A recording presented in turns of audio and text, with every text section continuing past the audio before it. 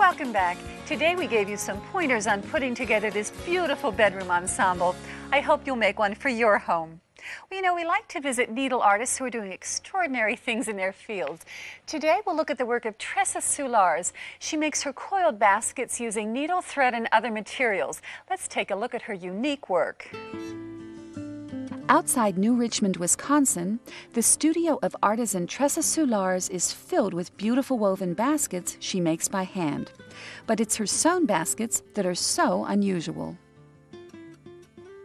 Called coiled baskets, they're made from one long strand of core material that is twisted into place, then stitched together and embellished with needle and thread.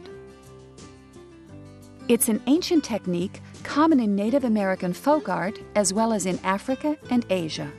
What I really like about the coiled basketry technique is the flexibility that it offers, both in shaping and in color and design possibilities. It's very portable. You don't have to soak materials to work with it. You can pick it up and take it with you, and so that's what I really enjoy about this technique.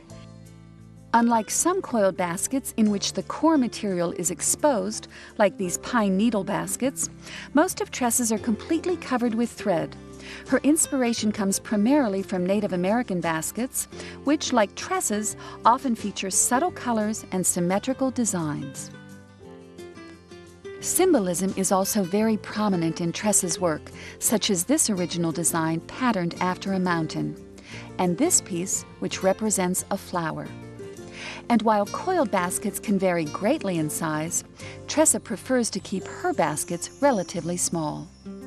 My coiled baskets generally are never larger than about 7 inches. That would be considered quite large for me.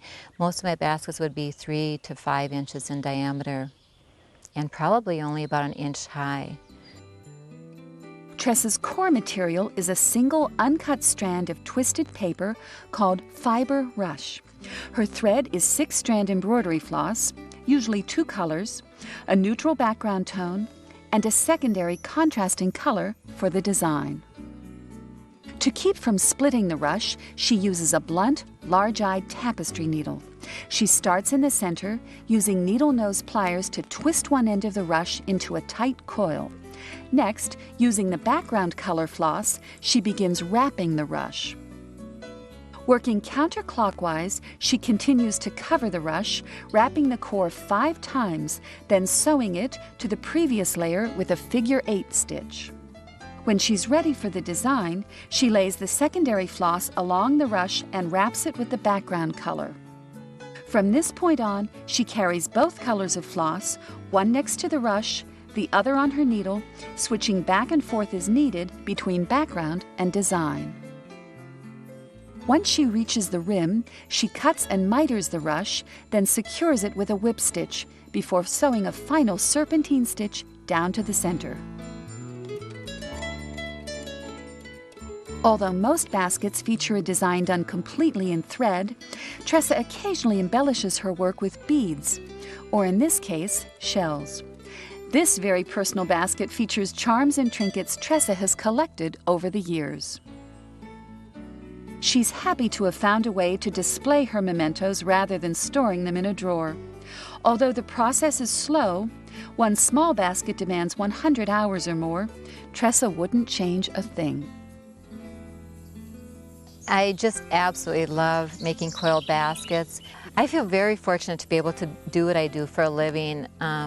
It's something that means a lot to me, and there's not a day that I don't really enjoy what I'm doing.